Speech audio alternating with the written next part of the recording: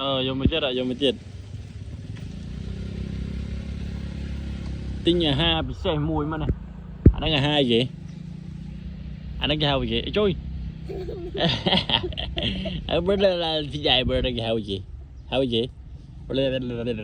Nè, vô tới bây giờ. Dạ, vô tới bây giờ. Gì?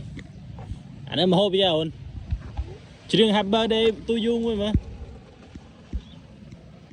Chỉ riêng với mơ bro. Đấy. Mr.